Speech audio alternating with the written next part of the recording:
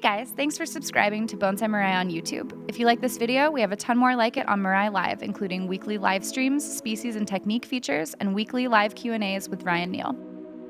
Start your free trial today at live.bonsaimirai.com.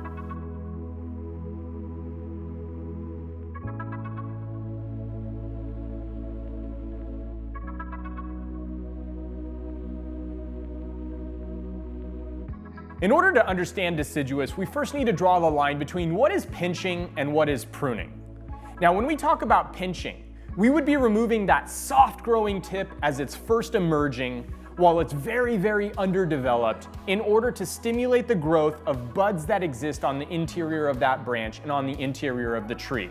Pinching removes the hormone, pinching stops the elongation of that growth, and pinching triggers interior growth to now be stimulated to occur.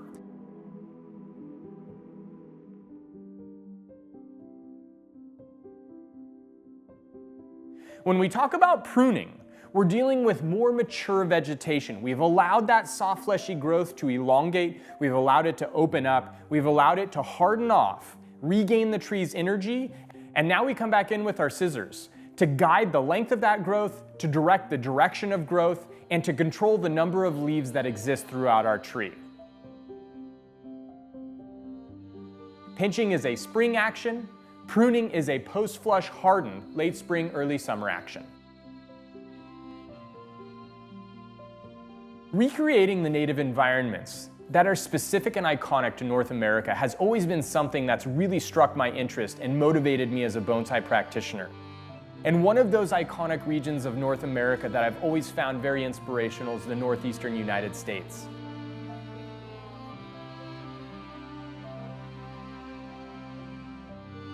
Coming in on an airplane and seeing that level canopy of deciduous forests, all those branches reaching out to that same equivalent height, gave rise to the beech forest and was the inspiration behind the creation of this very iconic and pivotal piece at Mirai. Seeing the rocky understory, this contoured landscape, these wonderfully contorted and symbiotically existing trunks that all come to that seminal height of an even canopy line is the Northeastern United States from my interpretation and the motivation behind the beech forest.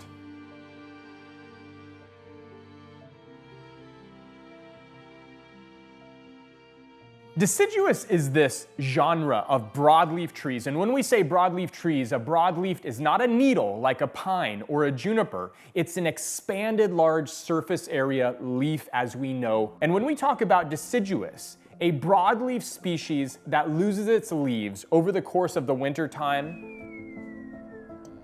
catalyzed by a reduction in daylight length or a decrease in the temperature. To be deciduous is to shed your leaves over the course of winter and regenerate your leaves come the following spring. I just want to come into the detail cam here and show you guys some of the elongation that we got. This entire thing from the base of my scissors out to the tip here is what was produced over the course of the past 2.5 months, right? That's 8-10 inches of growth. Now, I'm only really looking to be creating and starting to build this very base of this as a solid scaffolding for my secondary branching. It's on this scaffolding that I'm going to be coming back and starting to add my tertiary ramification. So in this post-flush hardening, all of my solar panels have opened up. I'm reaccumulating the energy. I'm in an energy positive, and I know I'm in an energy positive because all of the leaves have hardened off. They're not grossly consuming energy. They're not grossly losing water. They're starting to be able to maintain water. The tree has backed off on its water utilization with the formation of the cuticle. We do have an expanded leaf mass, so we've got to be careful in how we interpret the behavior of the water uptake.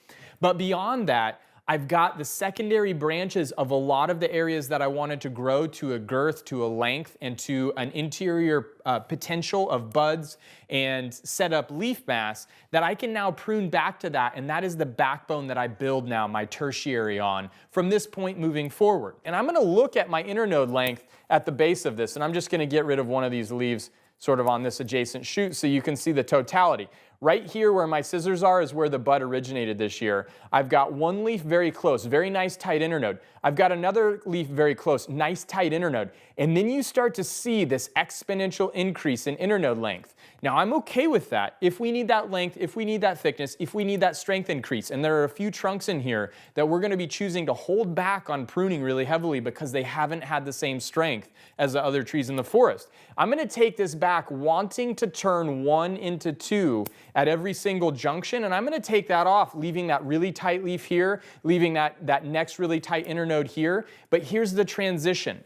This year, where I just pruned that, if I get another flush of growth, I'm going to be pinching the terminus off of that flush of growth after I've seen 2 leaves start to emerge, so that I stop that vigorous growth from happening and I stimulate growth on other branches that may not be as strong to also experience that secondary flush, control that nice fine branch tips. I don't want the length, I don't want the thickness, I don't necessarily want this gigantic amount of leaf mass, because this is what I was striving for in the secondary process. Now watch closely.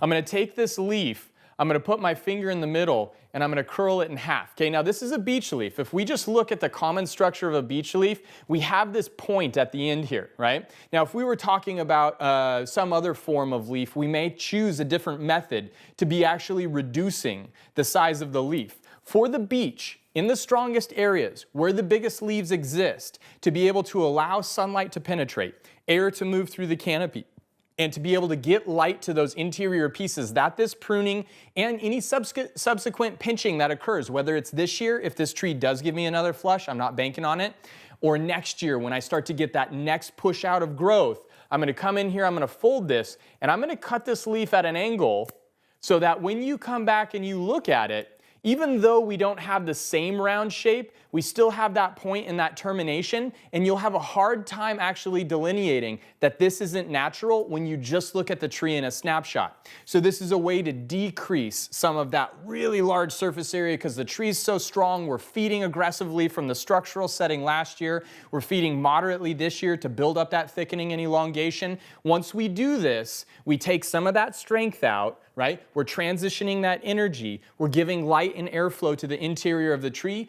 Post-flush pruning means we've got to be caring for all of the components of the tree, not just the strongest pieces. I've got this big long piece that's engaging from a branch way outside of the spectrum of where this piece is, and I've got to start making some decisions here. I don't want to close up the front of this tree. So I'm going to go ahead and I'm actually going to directionally prune as much as I'm going to be reducing and transitioning energy here. And I'm going to be directionally pruning along this shoot, leaving this piece right here to send a bud out towards the front instead of going back towards the interior of that tree. So I'm directing the growth based on what I'm selecting as much as stimulating that interior growth to be taking place upon that reduction of that leaf mass and reduction of that tip or auxinal hormone that's building up and causing this piece to get stronger and stronger.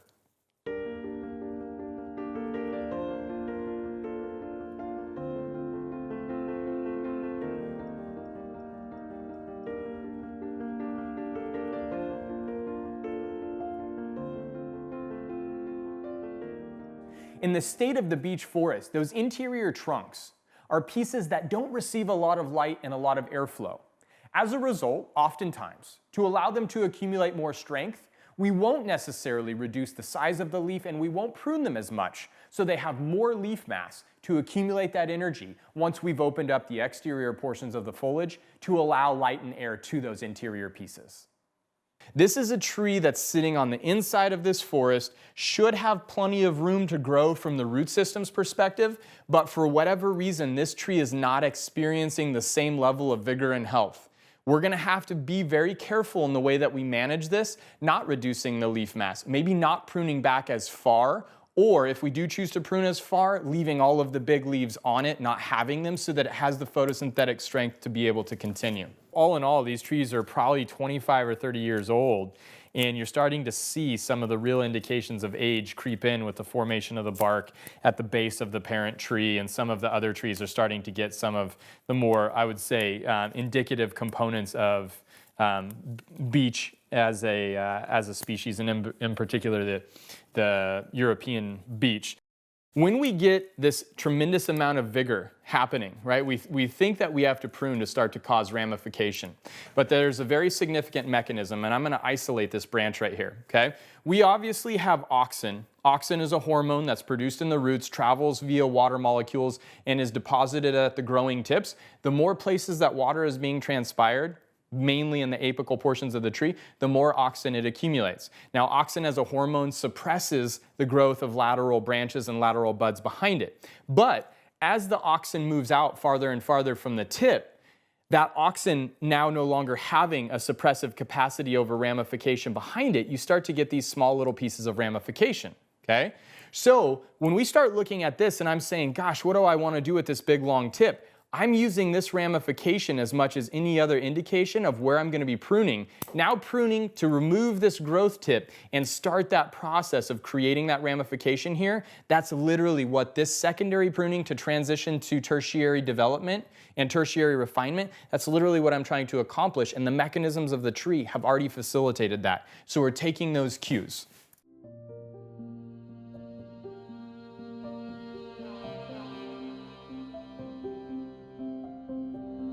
You'll notice that we have this piece, very, very significant piece. Obviously, there's not a lot of backbudding here. When we start to talk about that, I've left several of the interior leaves as whole. I haven't cut all the leaves to make it really small, but notice how much length I've left here. This is now something where we say this secondary growth forms the scaffolding now. Now I've taken the tip off of each of these so that I stop the elongation process because we've got a lot of solar panels. We've left some of them whole. We still had to reduce some to make sure that light gets into these lower branches. But this is really where we say we're setting that scaffolding. We wire these into position. We'll be bringing some of these down. You notice how these are going to stay very long. We want to generate this movement off to the left when we're in the back. That now shows us the right. When we get into some of these pieces, though, where we're getting this exceptionally long growth, I want to compress this a little bit more. These are now growing out too far towards the back of the tree.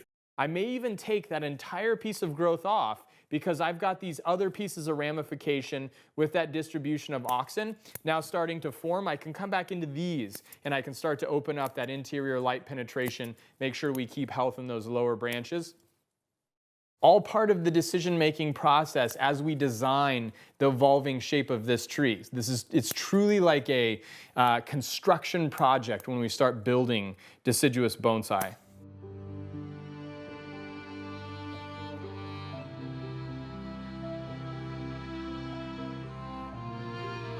I'm really happy with the branch development. A lot of the interior pieces where there was a lot of space, we've got a lot of really strong branching. For example, we come in close here, right? You can see the strength of this bud. You can even see the buds that are forming back behind this, and they're forming all along these branches now because we've got that engine turning. Now we've got a secondary that's growing up. If I just lay this down, it starts to fill a massive hole. That didn't exist, now it's here, fills that massive hole. So I'm gonna go ahead and I'm gonna leave this fairly long.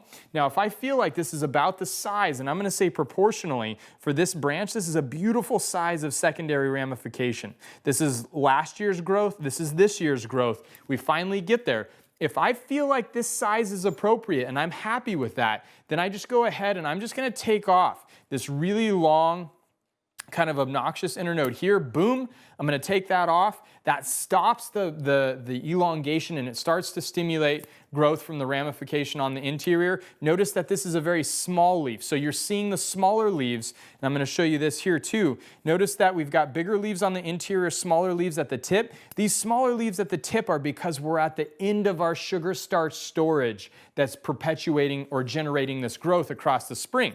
Now, if we were fertilizing, these leaves wouldn't be getting smaller at the tip. They would be staying large because they've got that supplemental nutrition.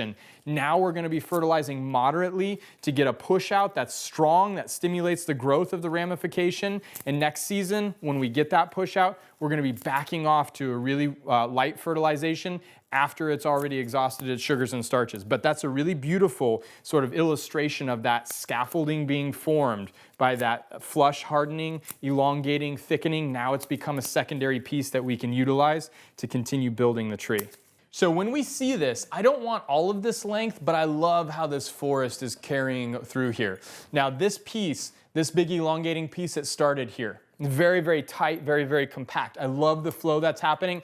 I don't want quite that much. So I'm gonna go ahead and I'm gonna take that back. Now, in taking that back, I start to see, okay, if I take this back and I just use a little bit of this, I'm gonna leave it a little bit longer at first, and we're gonna sort of step back and see if that exaggerated proportion looks good, looks environmentally sort of reflective, or if it's a little bit overkill, okay? And taking that back may have changed our opinion about that. That feels really nice.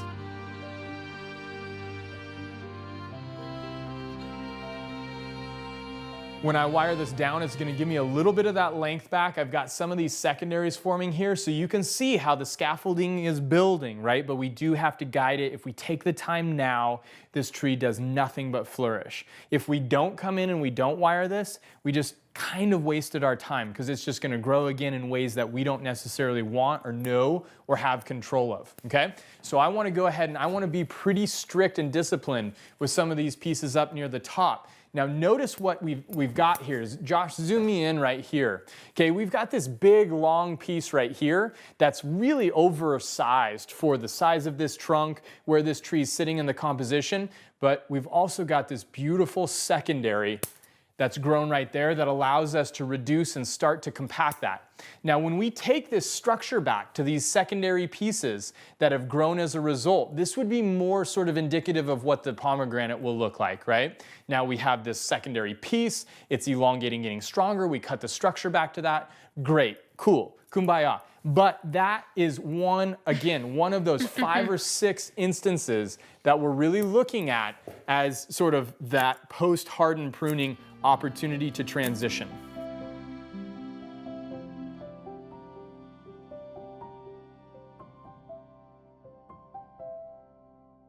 If I come over here and I just do a little bit of reduction over in here, and I start to sort of bring a lot of that to fruition, you're going to really see it start to shift. Okay, so I'm just going to do a little bit over here, just to carry some of that design weight back, reduce some of this length over here.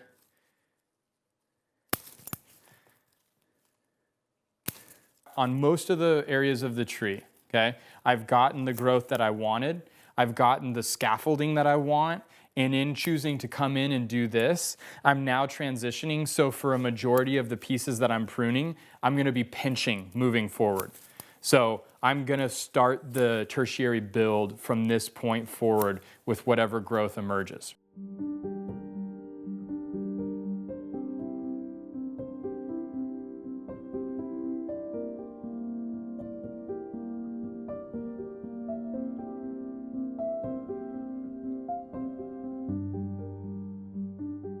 Partial defoliation and the handling of our deciduous trees at this time of year is just one of several moments where we have the capacity to elevate the quality of our bonsai. If you want to learn more about how to handle deciduous trees, or any other species of bonsai for that matter, start your free trial on Mirai Live. Visit live.bonsaimirai.com, gain access to hundreds of hours of quality instructional information, and expand, elevate, and enhance your bonsai practice like never before. We look forward to seeing you there.